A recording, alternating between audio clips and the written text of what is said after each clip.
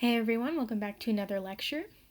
So last time we finished our sixth PowerPoint by discussing Jesse Owens, who broke a lot of barriers with regards to his phenomenal successes at the 1936 Berlin Olympics through track and field.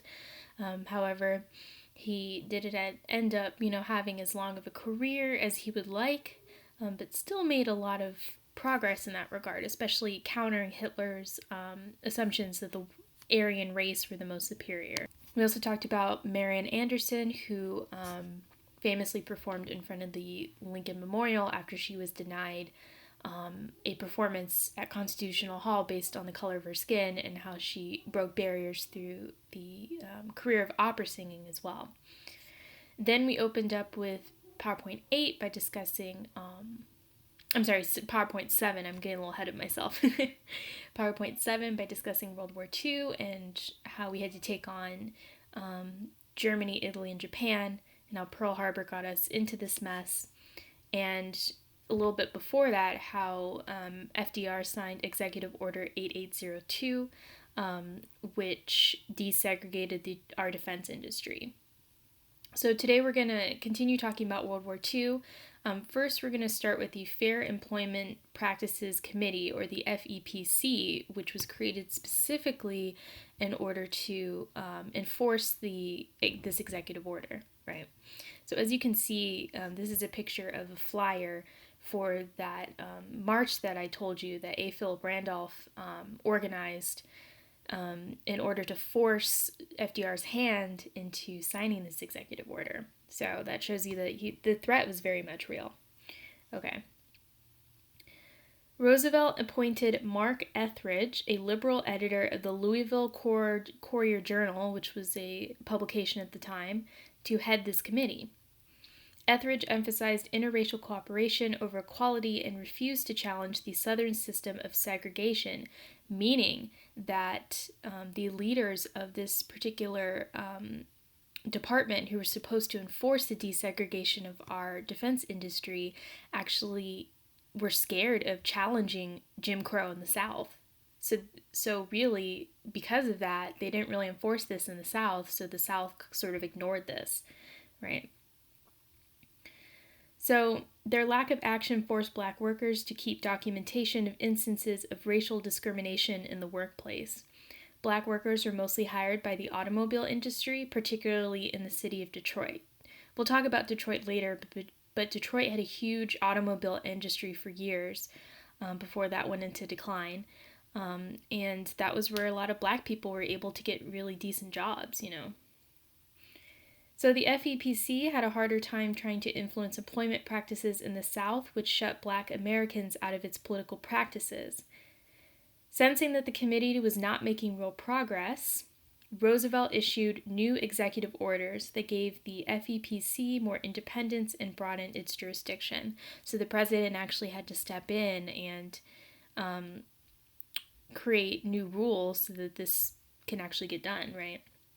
So with these new freedoms, the FEPC finally improved the working conditions of Black Americans, providing advice on how to integrate their workplace, giving managers a ready excuse for hiring Blacks if whites objected, threatening to bring more powerful federal agencies into the fray on the side of the FEPC, and publicly embarrassing firms or unions that refuse to hire Blacks. So this really put some teeth into this organization. So Congress ordered the committee to disband by 1946 because they didn't want to pay for it anymore, right? Which means that it sort of ended by that point too, because if you didn't have government funding, you're not going to pay everybody who's on staff, so, Although the FEPC did not solve racial discrimination in the workplace, it did open new doors for Black workers, okay? Additionally, Black men who were hired during this time generally kept their jobs, which were 14% higher in pay than what they were used to. So that's, I guess, a couple of the benefits, right? They were not fired for no reason anymore, or as much, and their wages increased, which are positive things. But just this goes to show you that sometimes when the government passes something, and unless they really make an effort to enforce it, it can not mean anything, really. Just like we talked about the 15th Amendment, right? It wasn't really enforced until the Voting Rights Act of 1965, which we'll get to. Here is what this committee looked like. Okay, so it's kind of diverse, right? Different races. There's a woman in here too, right? Next, I'd like to talk about the Great Migration again, right? So if you take a look at this, you'll see the first Great Migration is at the right side of the map, right? So going from the south to the north, which we talked about, right, in the discussion section and in the lecture. So the second Great Migration is mainly from places like Louisiana and Texas, although other southern places did so too. For example, I believe that my great-grandfather migrated from Arkansas, okay, coming all the way to the West Coast to places like Seattle, San Francisco, Oakland, Los Angeles, and San Diego. If you take a look at this video, right, it explains more about the second Great Migration and why people sort of did this and took these routes, right? I think I mentioned the Green Book last time, which really helped during the second Great Migration in the midst of the Civil Rights Movement when things were a lot more dangerous, right? Using that book in order to figure out what places you could stop at, what places you could eat at, stuff like that. So the second Great Migration was much larger than the first, with over 5 million people relocating to the North, Midwest, and the West Coast. California in particular offered skilled jobs in the defense industry in cities like Los Angeles, Oakland, Richmond, and Long Beach. So Executive Order 8802 also helped because it helped Black people get some of these jobs that they were being kept out of. So that means that they were moving to these places where these defense industry factories would give them these jobs. So that was a cause too as well. So for decades, Southern Blacks were limited by segregation to unskilled and domestic labor, so the promise of skilled work was very attractive. In addition to the invention of the mechanical cotton picker during the 1930s, put many African American farm workers out of work. Okay, so they no longer needed as many field hands as they used to in the South.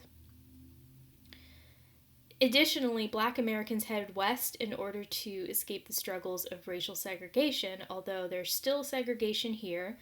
Talking to my grandmother, you can go to a different side of town in Stockton. The teachers would still pick on you for being a child of color. You couldn't go out past when it got dark outside and the street lights came on. So there was still segregation here as well. However, they were met with urban spatial segregation, which created large, racially singular areas in big cities like Oakland and Los Angeles. That's where you get those largely concentrated communities of color, right? So if you go to certain areas, you can see there's predominantly Black people, there's predominantly Latino people, Asian people, all kinds of people, right? That's sort of created that, right? Low-income housing was established in these areas not only as a means of attracting new Black workers, but also to segregate Blacks and Latinos from the white population. White residents evacuated en masse, also called white flight, which I think I've mentioned before, due to the plummet of property values and the shifting racial majority. So here's what happens, right? If you had one Black family move to a white neighborhood, many of the white residents would move out almost overnight, called white flight, right? Like I mentioned, Howard Stern's family witnessed, right? Because due to racism, the property values of the area, meaning that all their homes, the property value plummeted because families of color were moving in, right? And also they didn't want to be in a community with other races. That's also, again, increasing suburbs, right? Escaping from the urban big cities, right? So there's a lot of racism in that as well. Not only did suburbs serve to separate communities, but freeways acted as racial landmarks. If you notice, sometimes if you go in the underpass of a freeway, go from one area to a completely different area. And a lot of poor areas of color are right next to freeways. Okay, which some of my students were like, I didn't notice that, right? That's why they did it that way. So today, gentrification has reversed this process. So let me briefly talk about gentrification as well, because it's important. And by the way, this is a family moving, as you can see in this picture. Gentrification is the act of having a traditionally cultural area. Like, for example, if you take, especially in Stockton, a Latino area, because we have a big Latino population, right? If you take one block, right, that traditionally had Latino businesses, homes, etc., and you have predominantly white people come in and buy all those properties because they're cheaper, because the property value's down because they're concentrated in one particular race, and buy these businesses and create their own sort of white businesses, right, or redecorate the homes so that they take out the Latino culture, that's called gentrification, right? I could see that happening when I attended Howard University in Washington, D.C. The area surrounding Howard, which was traditionally had a lot of black culture, is slowly being gentrified.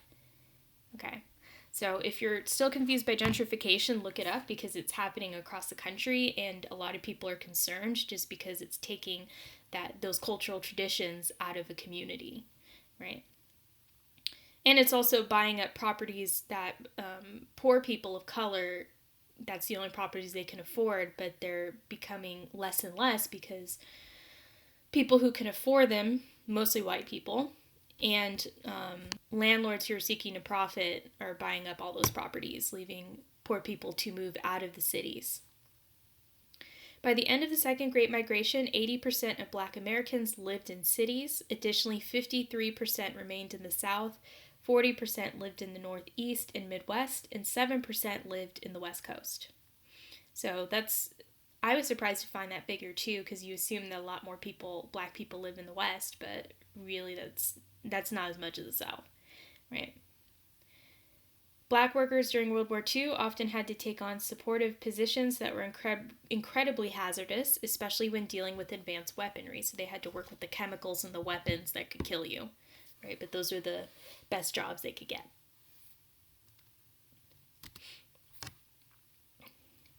Now, during Pearl Harbor, right, there was one seaman, right, from the Navy who actually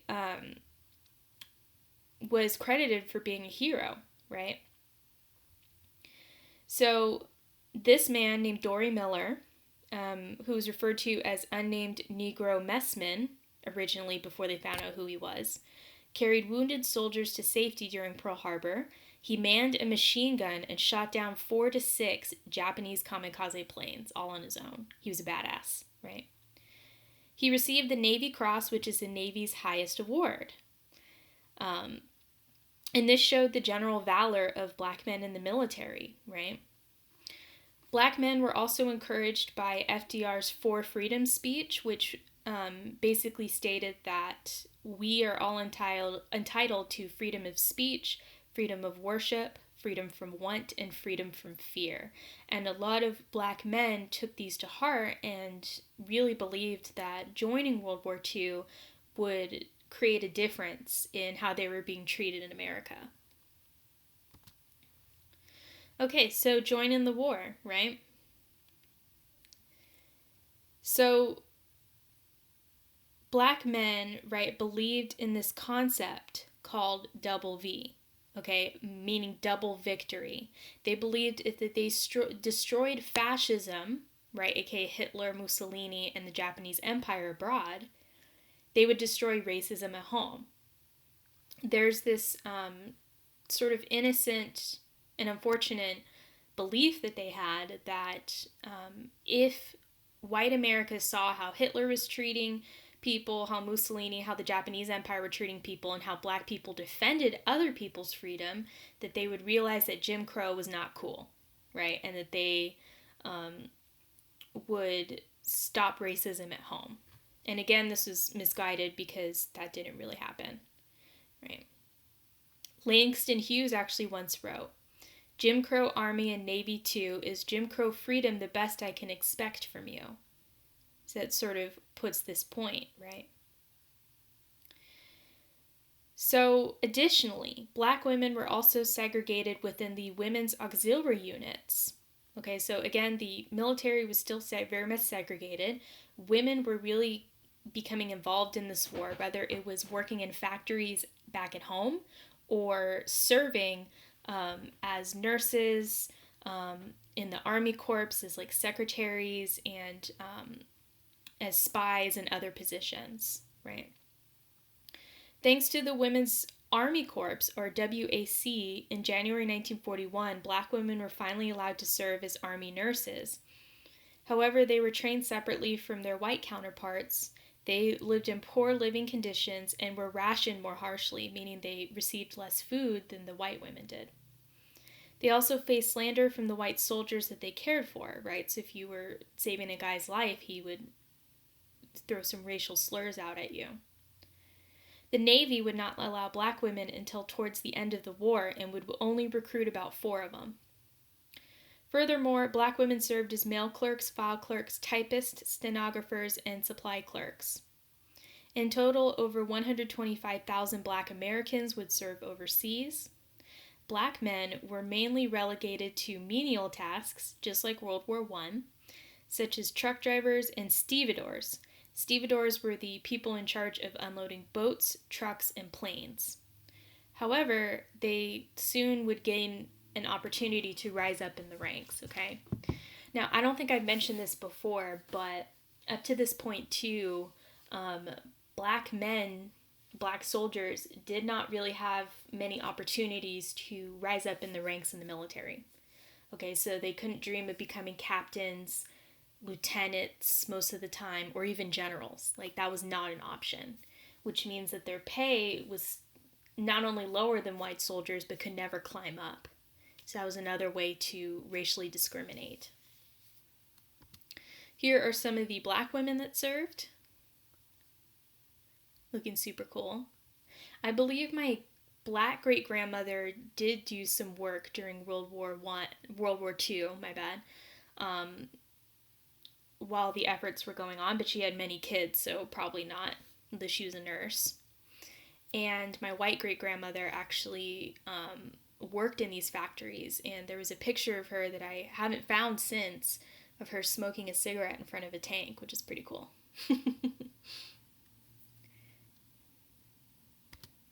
And here's some of the stevedores. Okay. So again, mainly you would expect as a black person, particularly a person of color, to do these sort of jobs, right? It wasn't just black people, by the way, that served, of course.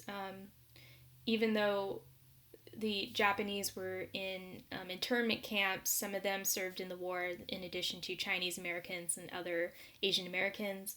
You had Native Americans have served in many of our wars, and Latino Americans have also shown bravery and valor in these wars as well. I talk about that more in my 17B course. Now, there was a particular battalion of men who really stood out from the rest, and these are, of course, the Tuskegee Airmen. I'm actually related to one. His name is Buddy Lockett, and he was a Tuskegee Airman. So maybe some of you have heard the name, but you don't know too much about the Tuskegee Airmen, so I'll be glad to teach you.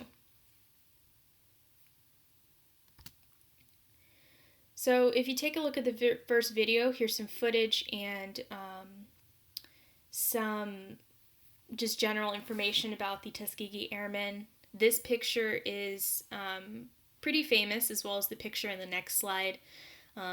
These are on display at the American History Museum. And of course the Afro-American History Museum in DC.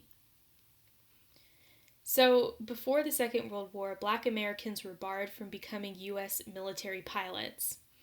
There was one black American, Eugene Bullard, who served as a pilot during World War I, but only with the French forces, because remember when we talked about that, a lot of black soldiers couldn't get validation unless they fought for another country, right? On April 3rd, 1939, Appropriations Bill Public Law 18 was passed by Congress, which set aside funds for training black pilots. In 1941, the War Department and the Army Air Corps created the first all-black flying unit, the 99th Pursuit Squadron. This squadron received an abundance of applications from newly qualified African American pilots. So, basically, in order to become a Tuskegee Airman, you had to do so many tests. I always tell my students it's sort of like becoming an astronaut, right? You had to have psychological evaluations. You had to have high IQs. You have to be in peak health. And you also had to have leadership qualities as well. So it was not an easy vetting process in order to join this program. So the best of the best were selected. Okay, here's that other famous picture I was telling you about. Those who passed were trained as bombardiers, who were basically ones who would carry bombs on planes, navigators, and pilots. The notoriety of the program was also boosted when Eleanor Roosevelt came to visit, which was pretty cool. So the Tuskegee program, named because it was, they practiced in an airfield near Tuskegee Institute, officially began in June of 1941 with 47 officers and 429 enlisted men. So by mid-1942, thousands of men were stationed there. However, initially the U.S. government resisted sending them to the war, right, until they absolutely needed them because of racism, right? So there were thousands of men sitting in these training fields ready to go to war and just weren't being released to war. So it was a very big struggle to get them there. So some were also trained as flight surgeons, which opened up the door for more black men to become doctors and professionals in that regard. So combat was finally approved in April of 1943. They were shipped off to North Africa, where their first mission was to attack the island of Pantelleria. I could not pronounce that in Italian, off the coast of Italy. The Italian garrison surrendered because of it, making this mission the first case of a major surrender by air attacks. So not only did they successfully complete their mission, they killed it, which is super awesome, right? So basically what they would do is they'd be stationed in Africa and Europe, and their main job was to support bombing planes that were usually flown by white pilots. So they would fly near them and take down any enemy planes that tried to attack them. Because of their impressive combat record, they earned the nickname Red Tails, due to the red identification marker on the tail of their plane. So the tail of their planes would have like a red mark on them, so you could tell that plane was the Tuskegee Airmen. So their most famous mission was on March 24th, 1945, when they fought off German jetcraft during the longest bomber escort mission. Also, they once destroyed 5 enemy planes in under 4 minutes, which is crazy, right? And they ended up earning 96 Distinguished Fighting Crosses, which are high remarks from the Air Force. In total, 992 pilots completed their training, with 355 getting to fly overseas, 84 dying. Okay, of those 84, 68 were killed in accidents or combat, and 12 were killed in training. Okay, and then 32 were captured as prisoners of war. They also received Purple Hearts, Silver Stars, and Air Medals, some of the highest military honors you can get. So, for years, people believed that the Tuskegee Airmen did not let a single bomber that they were protecting die. However, we later found out that 27 bombers had been shot down during their missions. I mean, but that's 27 bombers out of the 179 missions that they flew and the countless planes that they protected. So that's still a really good record. However, after the military was desegregated in 1948, the airmen were blended into traditionally white division. So there was no longer a Tuskegee Airmen after the military desegregated. So in 2007, they were collectively awarded the Congressional Gold Medal, which you can view at the Smithsonian, and it's one of the highest honors as well. More than 180 Tuskegee Airmen attended Barack Obama's first inauguration in 2008, and they were also inducted into the International Air and Space Hall of Fame. You can also check out the Peter Jackson movie Red Tails, which is a very good movie and depicts them. I think Michael B. Jordan's in it, but it's really action-packed and really awesome. So the trailer for that is the next video if you'd like to check that out. Here they are going over some flight plans. Okay, I don't know if any of you have any Air Force vets in your family, or are just generally interested in flying and stuff, but it's not an easy task. And here's some of them just posing, you know.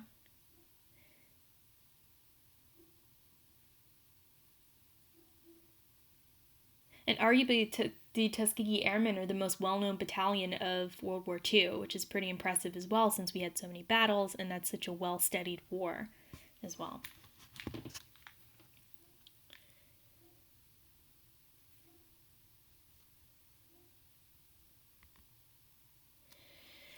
And just one side thing before we end today's lecture, right?